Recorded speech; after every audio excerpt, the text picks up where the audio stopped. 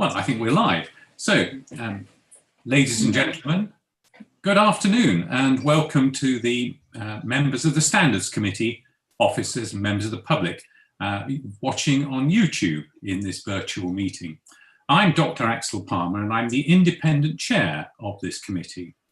And I'm now going to call out the names of the other participants for this meeting to introduce themselves. And if I can start with Councillor Jess David. Present. Axel. And then Sally Davis. Present. Duncan Hounsell. Present. Michelle O'Doherty. Present. I think June Player is an absentee. I can't see June. Tony. Yeah, that's Crouch. confirmed. June sent her apologies. Right. Tony Crouch. Can't see Tony. Clive Fricker. I can see. Present, Chairman. And Kathy Thomas. Present, Chair. Thank you. We have independent members of Dr. Cyril Davis. Present, thank you. And Deborah Russell. Present. And the independent person, Tony Drew. Present, thank you, Chair. Also present are Michael Hewitt, who is the interim Head of Legal Democratic Services, Monitoring Officer and Council Solicitor. Present. And Enfys Hughes, Democratic Services Officer. Present. And you won't see, but there's another name on the screen, which is Mike Curtis, who is kindly facilitating this meeting. The Council has agreed a protocol to cover virtual meetings, and this meeting will operate in line with that protocol in accordance with the Coronavirus Regulations 2020. The meeting has the same status and validity as a meeting held in the Guildhall. May I remind members, officers and speakers to keep background noise to a minimum and only to speak to one person at a time and not to speak over others. Please mute your microphones when not speaking and then unmute them when I invite you to speak. Please indicate if you wish to speak by using the chat facility on Zoom by typing MIS, which means may I speak, and I will call upon you to speak in turn. If the committee is required to take a vote, I will read out each member's name in alphabetical order. Each member should then clearly state if they are for or against the motion. Does anyone have any questions? Good, thank you very much. You'll be relieved to know that there's no need for emergency evacuation procedures today. Apologies for absence, Enfys, formally. Yeah, I've received apologies from June Player. She was trying to get a substitute but wasn't able to do so, so sent her apologies. Thank you. One particular absentee from this meeting is Maria Lucas, who members will know is shortly to retire at the end of this month. And she is replaced on an interim basis by Michael Hewitt, who we met earlier. I would like to thank Maria Lucas very much for the sterling work she's done in supporting this committee. It has been a joy to work with her on the committee. There are difficult issues for us to cope with, and she has been steadfast in guiding us through them. And I'm sure that we all as a committee wish her well for her retirement. And then just if you can ensure they are properly recorded in the minutes, I'd be most grateful. Thank you. The next is item 4 on the agenda is declarations of interest, if there are any. And not seeing anyone volunteer, may I move to item number 5, which is urgent business agreed by the chair. Well, there isn't any. So item number 6 is items from the public.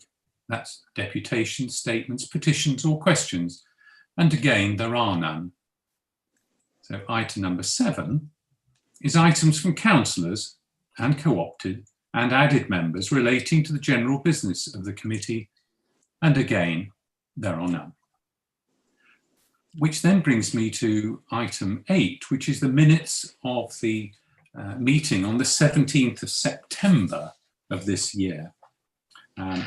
Which, before I ask councillors to confirm that they are correct, there is one element which is paragraph 19, which colleagues will recall that Councillor Jess David made a very good point in relation to the annual report on local government ombudsman complaints.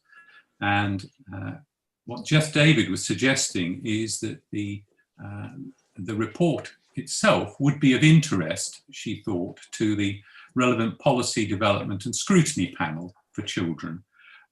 We resolved that we should send a copy to them, but I'm unable to confirm that that's been done. So with that amendment, because we would like it to be done when we confirm that, I'm not aware of any other suggested amendments or matters arising out of those minutes. Enfys, have you had any signal to you? No, thank you. In which case, may I confirm that we may accept these minutes as a true record of that meeting? Those in favour? Nods will do. Thank you very much indeed.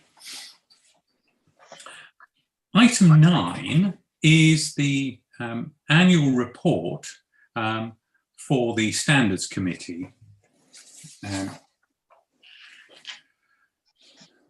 The Standards Committee is asked to comment on the Standards Committee annual report and agree to recommend it to the Council. As you know, the Standards Committee is not required to produce an annual report. However, we believe it is good practice to do so. I will invite Michael to speak in a moment on this. There is one suggested amendment, which I'll apologise to Kathy Thomas, firstly, because in section 3, or in paragraph 3, her name is omitted. She is down intriguingly as +1 vacancy. Well, would you please remember that that +1 is Kathleen Thomas. So, Michael, may I ask you to introduce the report, please? Yes, thank you, Chair. This is item 9 on page 9 of your papers, and it is the annual report to Council, which is a summary of the work of the committee over the last year, and that covers the period April 2019 to March 2020. And as the Chair has already said, it's not a statutory requirement, but it's good practice to do so. And Appendix 1 on page 11, it sets out the background of the work of the committee for that period. It follows the same format for the previous year, and it has reference to 7 complaints, 5 of which there were no further action. 1 was resolved by informal resolution, and 1 was withdrawn. Section 6 shows the tables, which are divided by complainant type at 6 Roman numeral 1, the subject member type at Roman numeral 2, and that shows that for those 7, all were parish council matters. Roman numeral 3, the table at that point shows the complainant's type, and Roman numeral 4 shows the initial assessments and how those matters were resolved. And finally, Roman numeral 5 shows the outcome, which is 5 with no further action, and 2 others, which I've already explained, was resolved without formal resolution, by informal resolution, and 1 was withdrawn.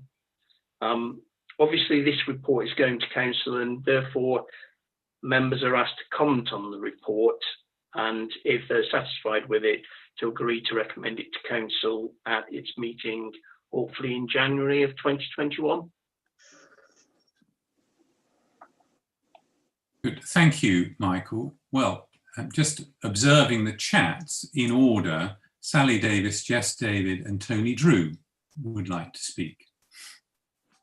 Mine's just a typo, I think, on number 3, where it's headed membership 2018-90, then it talks about 1920 underneath. I think Good it's just a typo.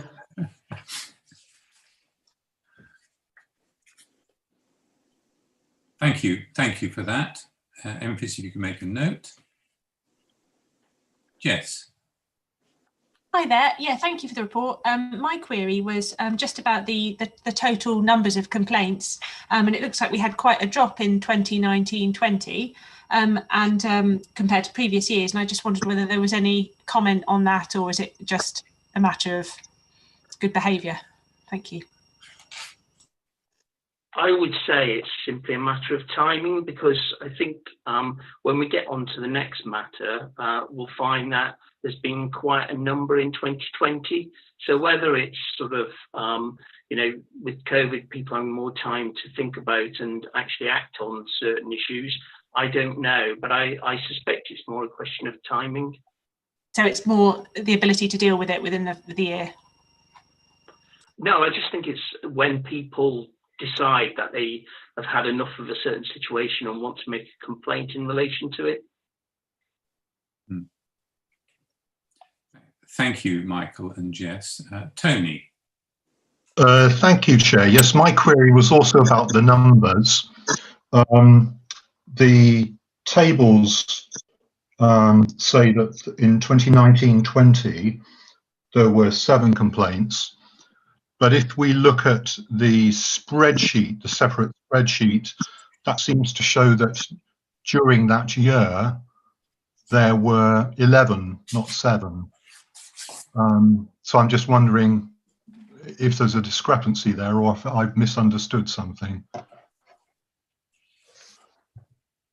Sorry, I was on mute then. I think it might be the actual period which the report covers. It covers the period between March 19 and the 1st of April 2020.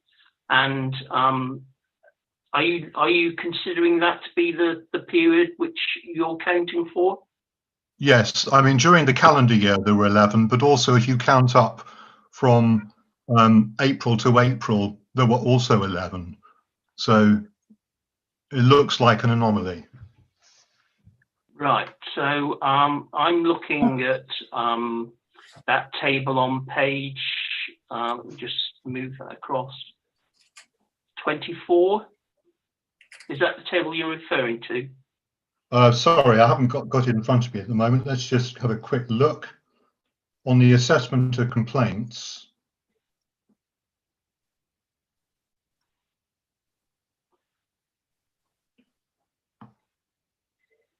yeah, I'm looking at that table, and as I said, there appear to have been 11.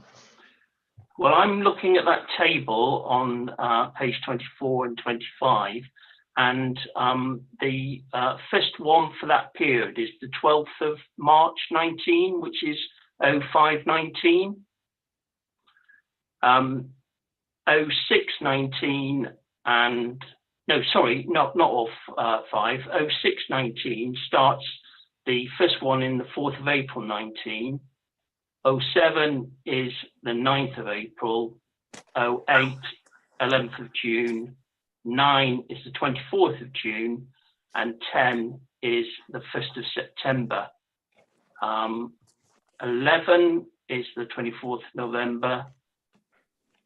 So we're talking between 05 and the first one in 2020. So 05, 06, 07, 08, 09, number 10 and 11. Is that 7? And then I think the first of the 20 is 8. Is that correct? Yeah. Yeah. Okay, well, it may well be that I've miscounted them. So Okay. apologies if I have. I'll certainly check that, and if it's 8, I'll make sure that the report amends that. And if it is a miscount to 11, I'll just confirm that to you. Brilliant, thanks. Thank you, Tony. And Sally. It's just to go back over that chart. I think it is from the 1st of April. It's from the 1st of April, I understand, to the end of March the following year, which is why the numbers are as they are on the chart. Sorry, the numbers are in the report, which corresponds with the chart. Well, if from the data we have in front of us, that's all we've got. Might I suggest that we check that offline, and one way or another, we will either amend the report and bring that to the next meeting, or amend the minutes and bring it to the next meeting. But perhaps Michael and Tony, you can reach a meeting of minds on the numbers. Yeah, Chair, that's correct, actually. Councillor Davis is correct. I shouldn't have included the March one. So where I thought it might have been 8, it is actually 7 under my calculation, but I will take that up with Tony. Okay, I'm happy to accept I made a mistake. Okay, thank you, Tony. So is there anything else that you would like to say on this, Michael?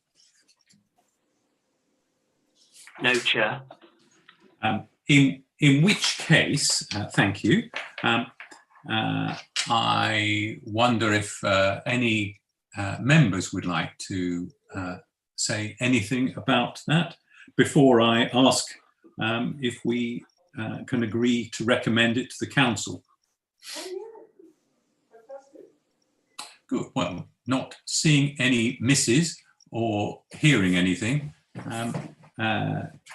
may I conclude that we are content for this to be sent to the council in the normal way?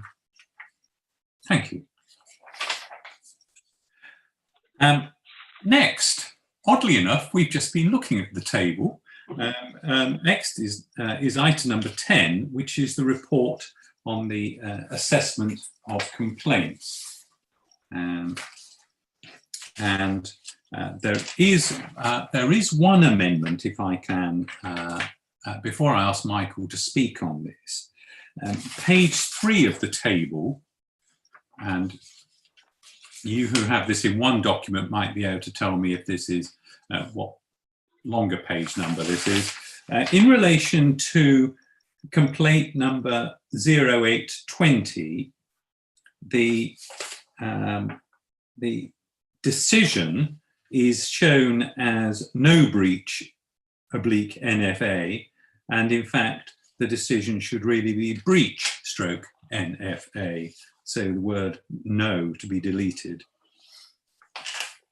So that's correct, Chair. Subject to that, Michael, is there anything else you would like to say on this to take us through it, please? Just to say, I confirm that's correct in respect of 0820. It should say breach, no further action. There was a failure to register an interest, and that was rectified by the member concerned, and no further action was taken as a result of that. Just to say, I'm looking at item 10, which is on page 21, and the purpose of this report is to update the committee on the code of conduct complaints received since its last meeting, and consider whether there's any further action required.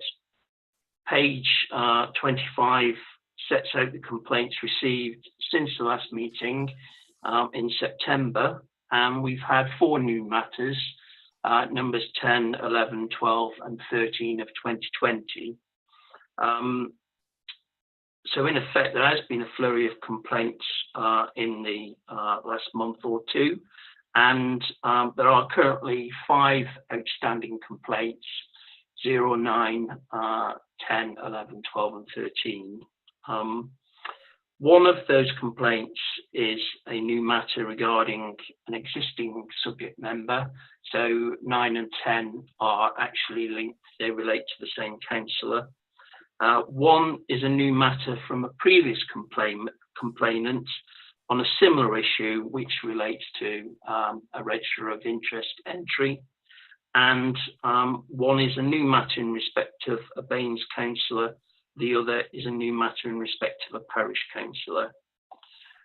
I can't discern any particular trend, save for the fact that there are those 2 linked complaints about subject member, and the complainant is the same in respect of the register of interest matters. So other than that, I'm happy to take any questions and for the committee then to consider and raise any issues that it feels are necessary. Yes, thank you. Thank you very much, Michael. Do committee members have any observations to make?